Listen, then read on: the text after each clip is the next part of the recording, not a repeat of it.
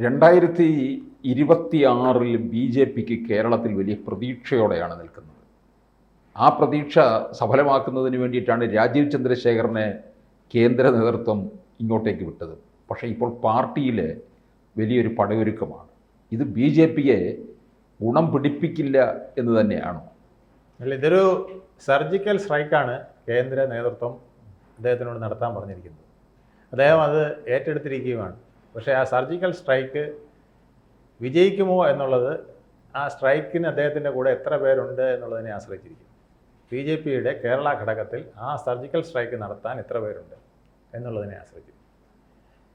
ഇതിൻ്റെ പ്രധാന കാരണം കേന്ദ്ര നേതൃത്വം എന്ന് പറയുന്നത്, ബി ജെ പിയുടെ കേന്ദ്ര നേതൃത്വം എഫിഷ്യൻസിക്ക് വളരെ പ്രാധാന്യം കൊടുക്കുന്ന ഒരു കേന്ദ്രമാണ്. പ്രത്യേകിച്ച് നരേന്ദ്രമോദി പ്രധാനമന്ത്രിയായി വന്നതിന് ശേഷം ബി ജെ പിയുടെ എല്ലാ ലെയറും, അതായത് കേന്ദ്രമന്ത്രിമാരായാലും ഇവൻ എം പിമാരായാൽ പോലും ഏതെങ്കിലും എഫിഷ്യൻസി കാണിക്കുന്നെങ്കിൽ മാത്രമേ അവർക്ക് അവിടെ നിൽക്കാൻ പറ്റുള്ളൂ. അതുപോലെ തന്നെ പാർട്ടിയിലെ സ്ഥാനങ്ങൾ വഹിക്കുന്നവർ, മുഖ്യമന്ത്രിമാർ, പാർട്ടിയുടെ മുഖ്യമന്ത്രിമാർ, അവരൊക്കെ എഫിഷ്യൻസി ബേസ്ഡ് ആയിരിക്കണം. അദ്ദേഹത്തിൻ്റെ കാഴ്ചപ്പാട് അങ്ങനെ. എഫിഷ്യൻസി ഉണ്ടോ, how to serve the people, ജനങ്ങളെ എങ്ങനെ സേവിക്കുന്നു, ആ സേവനം കൊടുക്കുന്നെങ്കിൽ മാത്രമേ അദ്ദേഹം അവരെ വെച്ചുകൊണ്ടിരിക്കാൻ സമ്മതിക്കുകയുള്ളൂ. പക്ഷേ ഈ തെക്കൻ ഇന്ത്യയിലേക്ക് വരുമ്പോൾ അത് പലപ്പോഴും നടക്കാറില്ല എന്നുള്ളതാണ്.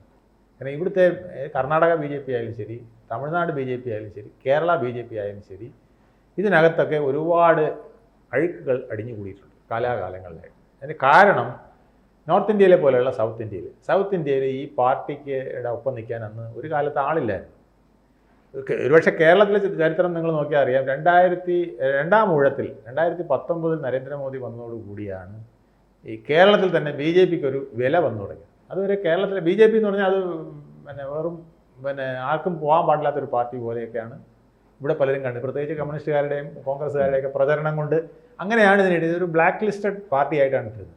അപ്പോൾ ഇവിടെ വന്ന ആ കാലഘട്ടങ്ങളിൽ, അതായത് ഈ കാലഘട്ടമല്ല, ഏതാണ്ട് വാജ്പേയി യുഗത്തിൻ്റെ അന്ന് മുതൽ ഇതിനകത്ത് കയറിയിൽ ജനസംഘത്തിൻ്റെ ബേസിലൊക്കെ വന്ന, അല്ലെങ്കിൽ RSSൻ്റെ ബേസിലൊക്കെ വന്ന കുറേ നേതാക്കൾ ഒഴിച്ച് ബാക്കിയെല്ലാം വളരെ മൂല്യം കുറഞ്ഞവരാണ്, നിലവാരം കുറഞ്ഞവരാണ്.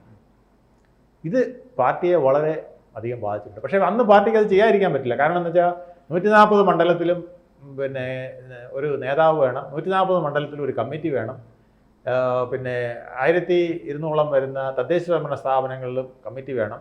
ആ കമ്മിറ്റികളിൽ അത് മാത്രം പോരാ, അവിടെ മത്സരിക്കാനായിട്ട് സ്ഥാനാർത്ഥികൾ വേണം. ഇതൊന്നും അന്ന് എടുക്കാനുള്ള സംവിധാനമില്ല. അപ്പം കണ്ടവരെ മുഴുവൻ കടമെടുത്തു.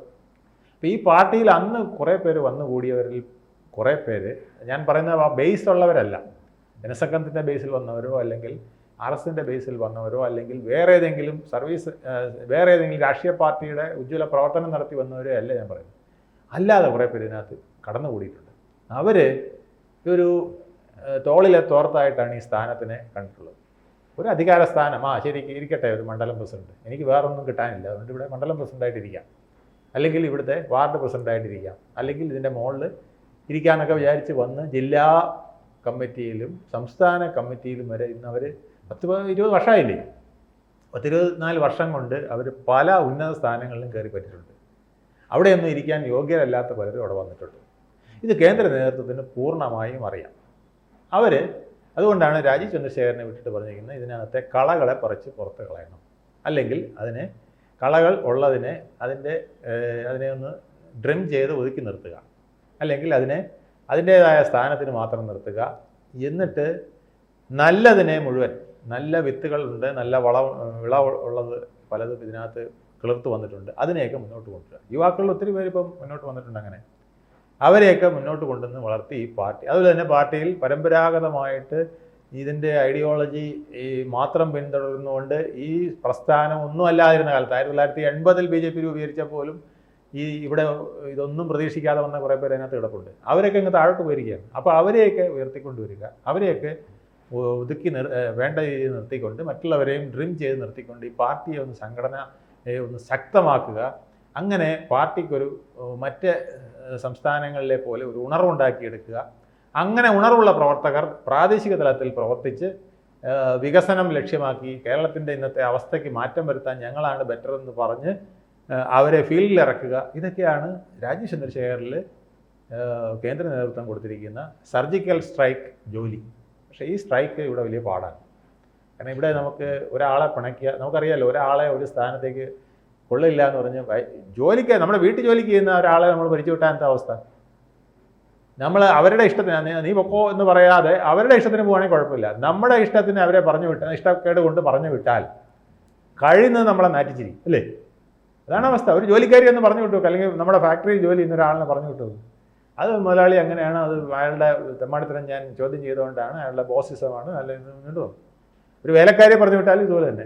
അവരെ കൊള്ളില്ല, അത് സംസ്കാരമില്ലാത്ത ആളാണ്, മറ്റേതാണ്, ആ കൊച്ചമ്മയ്ക്ക് വേറെ പരിപാടികളുണ്ട്, അത് ഞാൻ കണ്ടുപിടിച്ചുകൊണ്ടാണ് അവരെന്നെ പുറത്താക്കിയതെന്ന് പറഞ്ഞുകൊണ്ട് അവളും തുടങ്ങും. ഇത് കേരളത്തിൻ്റെ ഒരു ദുര്യോഗമാണ്.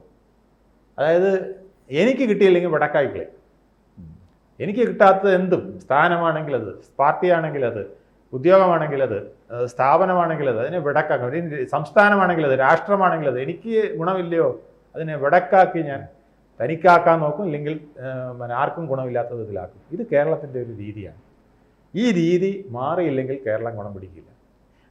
ഈ രീതി മാറ്റാനാണ് കേന്ദ്ര നേതൃത്വം BJPയിൽ ഒരു അഴിച്ചുപണിക്കും അല്ലെങ്കിൽ മിനുക്കിനുമൊക്കെ ആയിട്ട് ഇപ്പോൾ ഇദ്ദേഹത്തിനെ അയച്ചിരിക്കുന്നു. പക്ഷേ ഈ കഴിഞ്ഞ ലോക്സഭാ തെരഞ്ഞെടുപ്പിൽ നമുക്കറിയാം വലിയൊരു മുന്നേറ്റം ഉണ്ടാക്കി. 11 ഇടങ്ങളിൽ BJP നിയമസഭാ മണ്ഡലങ്ങളിൽ 1ാം സ്ഥാനത്ത് നിൽക്കുന്നു, 9 ഇടങ്ങളിൽ 2ാമത് നിൽക്കുകയാണ്. ഇത് മുതലാക്കാൻ മാത്രമല്ല ബാക്കി 10-15 ഇടങ്ങളിൽ 3ാമത് നിൽക്കുന്നത് 5000-നും 2000-നും വോട്ടിന് വ്യത്യാസമാണ്. ആഞ്ഞു പിടിച്ചു കഴിഞ്ഞാൽ ഒരു 35 സീറ്റിൽ അങ്ങനെ മേൽക്കോയ്മ ഉണ്ട്. അതെന്തുകൊണ്ട് അത് ശ്രദ്ധിക്കണം. ഇത് വന്നത് എവിടെയാണ്? ലോക്സഭാ സീറ്റിലേക്കാണ്. ലോക്സഭയിൽ നിർത്തിയ 9-10 കാൻഡിഡേറ്റുകൾ ഉജ്ജ്വലന്മാരായിരുന്നുകൊണ്ടാണ്.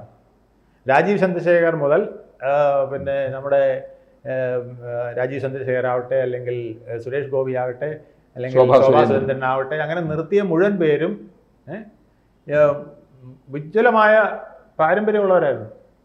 ആ പാരമ്പര്യമുള്ളവരും പ്രവർത്തകരും ജനങ്ങളുടെ ഇടയിൽ സമ്മതിയുമുള്ളവർക്ക് വോട്ട് കിട്ടി.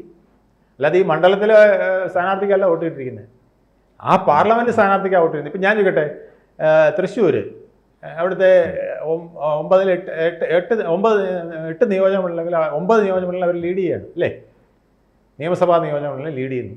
തൃശ്ശൂർ ഒരു ഉദാഹരണം ഞാൻ പറയാം. തൃശ്ശൂരിൽ സുരേഷ് ഗോപി മത്സരിച്ചപ്പോൾ 6-7 മണ്ഡലങ്ങളിൽ അവർ ലീഡ് ചെയ്യാണ്, അല്ലേ? ഗുരുവായൂർ എന്നുള്ള ഒരു മണ്ഡലം ഒഴിച്ച് ബാക്കി എല്ലായിടത്തും അവർക്കല്ലേ മേൽക്കോയ്മ കിട്ടി. ഇനി അവിടെ പാർലമെന്റ് ഇലക്ഷൻ കഴിഞ്ഞിട്ട് അസംബ്ലി ഇലക്ഷൻ വരുമ്പോൾ സ്ഥാനാർത്ഥി നിർത്തിയാൽ ഇത് മുഴുവൻ പിടിക്കുമെന്നാണോ വിചാരിക്കുന്നത്? അതുണ്ടാകണമെന്നില്ല. കാരണം എന്തുകൊണ്ടാണ്? അവിടെ അത്രയ്ക്ക് ബേസ് ഉള്ള ഒരു സ്ഥാനാർത്ഥി നിർത്താൻ BJPക്ക് ഇല്ല. 140 മണ്ഡലങ്ങൾ എടുക്കുമ്പോൾ ഇങ്ങനെ ഇപ്പോൾ 9 മണ്ഡലങ്ങളിൽ നിർത്താൻ ആളുണ്ട്, അല്ലെങ്കിൽ 9 പാർലമെന്റ് മണ്ഡലങ്ങളിൽ നിർത്താൻ ആളുണ്ട്, അല്ലെങ്കിൽ 20 പാർലമെന്റ് മണ്ഡലത്തിൽ നിർത്താൻ ആളുണ്ടെന്ന് വയ്ക്കാം. പക്ഷെ 140 മണ്ഡലത്തിൽ വരുമ്പോൾ അങ്ങനത്തെ വ്യക്തിത്വമുള്ളവരെ കിട്ടാൻ പാടായിരിക്കുന്നു. ഉണ്ട് അതിനകത്ത്, പക്ഷേ അവരെ സപ്രസ് ചെയ്ത് വെച്ചിരിക്കുകയാണ് പലരും. അവരെ പുറത്തു കൊണ്ടുവരാനായിട്ട് രാജീവ് ചന്ദ്രശേഖർ നടത്തുന്ന ശ്രമം അതിനേക്കാൾ വിരുദ്ധന്മാരായിട്ട് ഇപ്പം നിൽക്കുന്നവർ വെട്ടിക്കൊണ്ടിരിക്കുകയാണ്. അതാണ് പ്രശ്നം. ഈ പ്രശ്നം മാറാതെ ആർക്കും ഇത് പരിഹരിക്കാൻ കഴിയില്ല. ആര് BJPയുടെ നേതൃത്വത്തിൽ, കേരള KJPയുടെ നേതൃത്വത്തിൽ വരുന്നോ അവർ നാറിയിരിക്കും. സുരേന്ദ്രൻ നാറി. സുരേന്ദ്രൻ മോശമായ പ്രവർത്തനമായിരുന്നില്ല, അല്ലേ? നല്ല പ്രവർത്തനം കാഴ്ചവെച്ചിട്ടുള്ള ആളാണ് അദ്ദേഹം. അദ്ദേഹം വിദ്യാർത്ഥി പ്രസ്ഥാനത്തിൽ നിന്നപ്പോഴും യുവജന പ്രസ്ഥാനത്തിൽ നിന്നപ്പോഴും ഒക്കെ BJPയുടെയൊക്കെ നിന്നപ്പോഴും അദ്ദേഹം വളരെ മിടുക്കനായിരുന്നു. പക്ഷേ എന്തുകൊണ്ട് പാർട്ടിയിൽ വന്നപ്പോൾ ചോദിക്കാൻ പറ്റിയില്ല? ഒരു വിഭാഗം എതിർത്തുകൊണ്ടേയിരിക്കും. അപ്പോൾ ഒരു കോക്കസ് അവിടെ ഉണ്ടാക്കും. ആ കോക്കസുകൾ ഇന്ന് വളരെ വ്യാപകമാണ്. അപ്പോൾ നല്ലവർക്ക് കോക്കസ് ഇല്ല, അല്ലാത്തവർക്കൊക്കെ ആ വിഭാഗീയത തീർക്കാൻ വേണ്ടിയിട്ടാണ് രാജീവ് ചന്ദ്രശേഖരെ കൊണ്ടുപോകുന്നത്. അതെ, അതാ ഞാൻ പറഞ്ഞത്, സർജിക്കൽ സ്ട്രൈക്കാണ് അദ്ദേഹം നടത്തുന്നത്. നിസ്സാരമായൊരു ജോലിയല്ല. ഈ ജോലിയിൽ അദ്ദേഹം പരാജയപ്പെട്ടാൽ വേറൊരാൾക്ക് ഇത് പെട്ടെന്ന് പരിഹരിക്കാൻ പറ്റുമെന്ന്, അല്ലെങ്കിൽ പിന്നെ അമിത്ഷാ തന്നെ വരേണ്ടി വരും. അമിത്ഷാ വന്നാൽ പറ്റും. കസേര കയറി ഇരുന്നിട്ട് ഇറങ്ങണോ വെളിയിലെന്ന് പറയും. ഇറങ്ങിയില്ലെങ്കിൽ എങ്ങനെ കൈകാര്യം ചെയ്യണമെന്ന് അദ്ദേഹത്തിന് അറിയാം. പിന്നെ വെളിയിൽ ഇറങ്ങി നിന്ന് വല്ല വേളം ഉണ്ടാക്കിയാൽ അതും എങ്ങനെ കൈകാര്യം ചെയ്യണമെന്ന് അദ്ദേഹത്തിന് അറിയാം. രാജീവ് ചന്ദ്രശേഖരൻ അതറിയില്ല. നിങ്ങൾ ദയവായി മാറി നിൽക്കൂ, അല്ലെങ്കിൽ അദ്ദേഹം മുന്നോട്ട് വരട്ടെ, നിങ്ങൾ 5 പ്രാവശ്യം ഇവിടെ ഇരുന്നതല്ലേ, ഇത്തവണ മറ്റേയാൾക്ക് കൊടുക്കാം എന്നൊക്കെ പറഞ്ഞാൽ ഇവിടെ ഒന്നും നടക്കില്ല. ഇവിടെ ഒരു അമിത്ഷാ തന്നെ വേണ്ടി വരും. അതല്ലേ പിണറായി വിജയൻ ഇവിടെ പലപ്പോഴും വിജയിക്കുന്നത്. കേരളത്തിൽ പിണറായി വിജയന്മാർക്ക് പ്രസക്തിയുണ്ട്. അതുപോലെ VD സതീശൻ ഖദറിട്ട ഹിറ്റ്ലർ എന്ന് വിളിക്കുന്നത് തിരക്കടൊന്നുമില്ല, അവർക്കും പ്രസക്തിയുണ്ട്. കാരണം കേരളത്തിൽ വലിയ പാടാണ്. എല്ലാവരും താൻ പ്രമാണിത്വത്തിൽ വിശ്വസിക്കുന്ന ഒരു കാലത്തിലാണ് നമ്മൾ മുന്നോട്ട് പോകുന്നത്. അവിടെ ഇച്ചിരി ഒന്ന് നിയന്ത്രിക്കാൻ പറ്റുകയും വേണം. എന്നാൽ സാമാന്യ ജനങ്ങളെ സഹായിക്കുന്ന ഒരു മനസ്സും ഈ നേതാവിനുണ്ടെങ്കിൽ ജനം കയ്യടിയോടുകൂടി സ്വീകരിക്കും. ഇപ്പോൾ വി ഡി സതീശനെ അങ്ങനെ കഴിഞ്ഞാൽ വി ഡി സതീശൻ കേരളത്തിൻ്റെ മുഖ്യമന്ത്രിയായി മാറും. പക്ഷേ അത് അദ്ദേഹത്തിൻ്റെ പാർട്ടിയിൽ അദ്ദേഹത്തിന് പൂർണ്ണമായിട്ട് നിർത്താൻ കഴിയുമോ എന്നുള്ളതാണ് പ്രശ്നം. ഇതേ പ്രശ്നം തന്നെയാണ് രാജീവ് ചന്ദ്രശേഖരും ഫേസ് ചെയ്യുന്നത്. അദ്ദേഹത്തിൻ്റെ പാർട്ടിയുടെ ക്ലീനിങ് നടത്താൻ അദ്ദേഹത്തിൻ്റെ കരങ്ങൾക്ക് കേന്ദ്രം ശക്തി കൊടുത്തിട്ടുണ്ട്. പക്ഷേ ഇവിടെ ആ കൈകളെയും വിരലുകളെയും വെച്ച് കെട്ടി നിർത്താനായിട്ട് ഒരുപാട് പേര് ശ്രമിക്കുന്നുണ്ട്. അതിൽ നിന്ന് അദ്ദേഹത്തിന് എത്രത്തോളം മുക്തനാകാൻ കഴിയുന്നു എന്നുള്ളതനുസരിച്ചിരിക്കും രാജീവ് ചന്ദ്രശേഖരൻ്റെ വിജയം. അത് 2026-ലും ഇനി അതിനു മുമ്പ് വരുന്ന പഞ്ചായത്ത് തെരഞ്ഞെടുപ്പിലും നമുക്ക് കണ്ടറിയാനേ പറ്റുള്ളൂ. കൂടുതൽ വാർത്തകളും വിശേഷങ്ങളും നിങ്ങളിലേക്ക് എത്താൻ ABC മലയാളം സബ്സ്ക്രൈബ് ചെയ്യുക, ബെൽ ബട്ടണും അമർത്തുക.